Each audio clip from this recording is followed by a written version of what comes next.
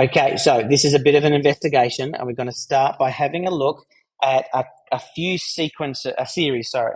So these are geometric series.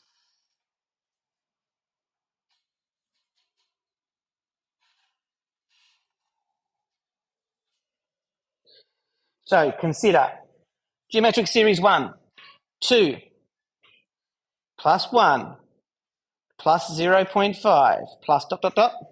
That's one geometric series.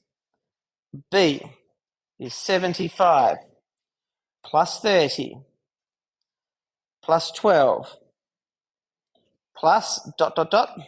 ellipsis. And C is 240, minus 60, plus 15, minus 3.75, plus ...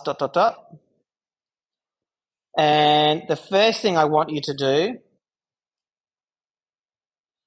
is find R for each of these. I'm telling you they're a geometric sequence or geometric series, so you need to find R for each of these. Okay, Miles, let's start with you.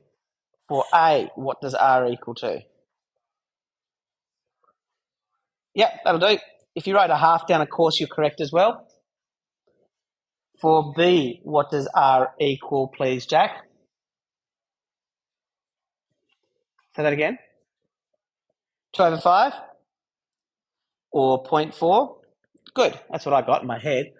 And C, what is C, Iris?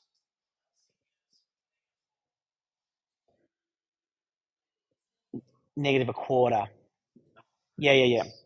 So negative a quarter or negative 0.25. Good.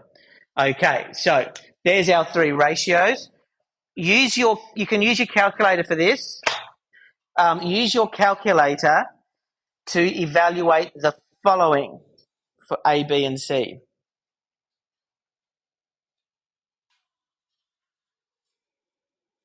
I want you to work out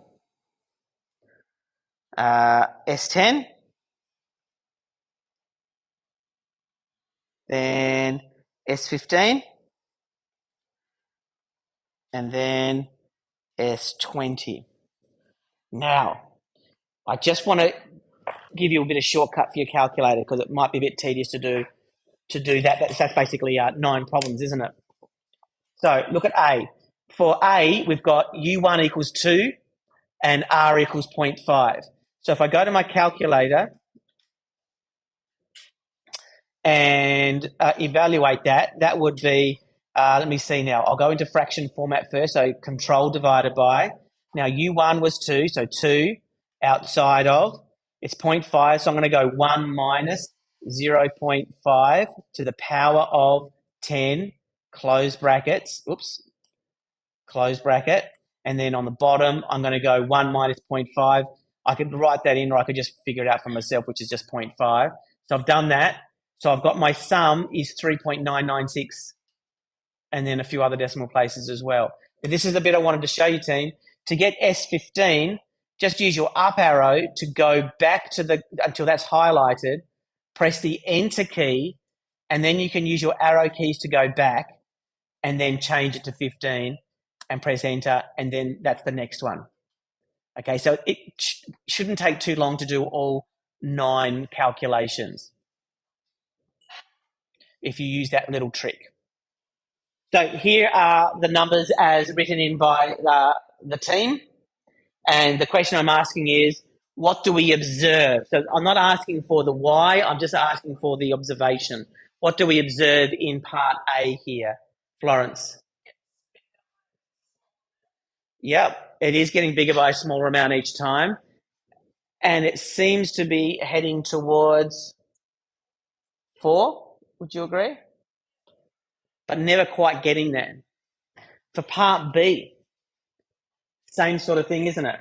It's getting closer and closer to the value of 125, but never quite getting there. That question mark next to the 125 in part 3 is because the calculator kind of gave up on us, didn't it? it started saying, I can't deal with this. I'm just going to give you what it roughly is. And C is different from A and B. I had a conversation as far as Florence and maybe the people around heard as well. But how is C? Well, we can see what's happening in C. It's different, right? It's going up to 192, then above 192, then down below 192 again. It's hovering around 192, but it's going up and down. What makes C different from A and B, Iris?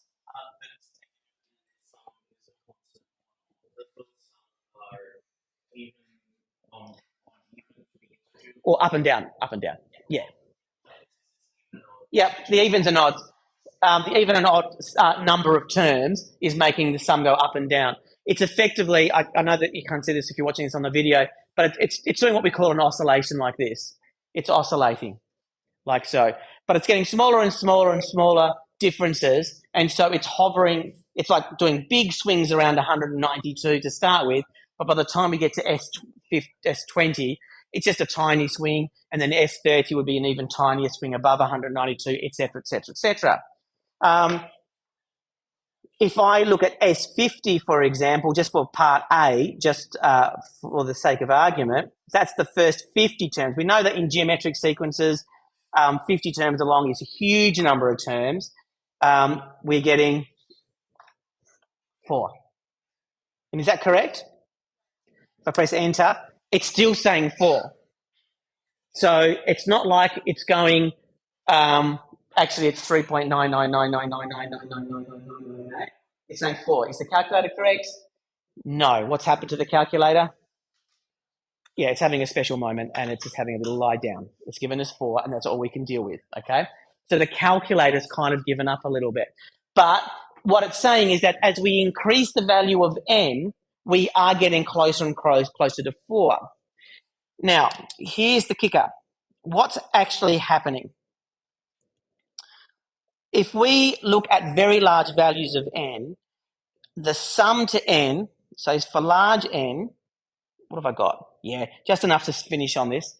For large n, the sum to n of a geometric series is equal to U1 outside of, I'm going to use this format here. I've done it, sorry. U1 outside of 1 minus r to the n over 1 minus r.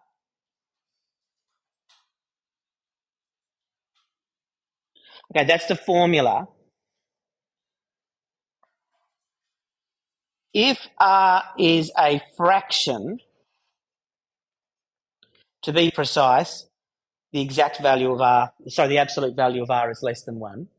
If r is a fraction, then what I'm doing here is that r to the n is just getting smaller and smaller and smaller and smaller and smaller, right?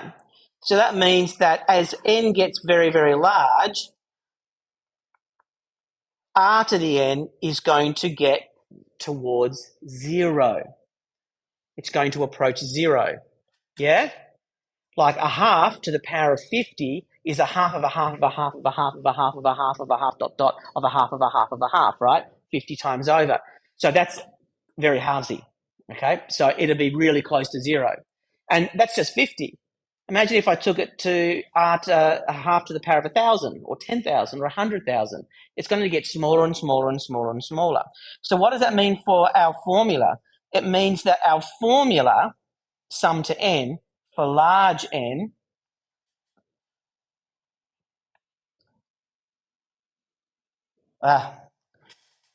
for large n, Sn is going to be approximately equal to U sub n, 1 minus 0 is 1.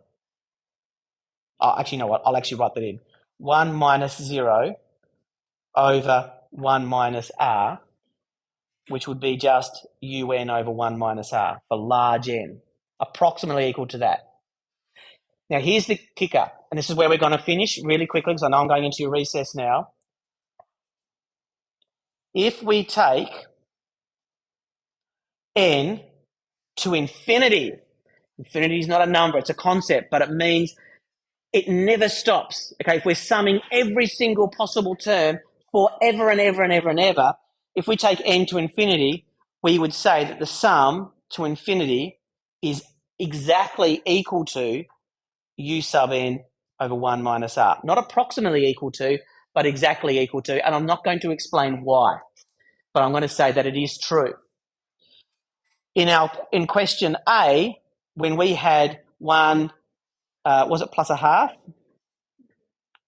Is that what it was? Sorry, I'll just go back to it. It was 2 plus 1 plus a half. 2 plus 1 plus a half, etc. If I take the sum to infinity, I will have u sub 1, 2 over r, 1 minus r, sorry, which is 1 minus a half, which is equal to 2 over a half. And how many halves go into 2? 4. 4 halves go into 2. Or if you like, 2 divided by a half is 2 times 2 over 1, which is equal to 4, which is the number that we saw the series was heading towards as we increased the number of terms. Okay, so we would say for that particular sequence or series, 2 plus 1 plus a half plus ... going on forever, the value of that is exactly equal to 4. One last thing, 10 seconds, then I'll let you go for the weekend.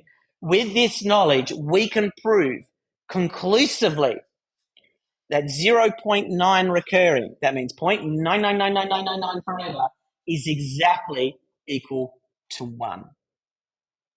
And I'll show you that on Monday. That's it for today.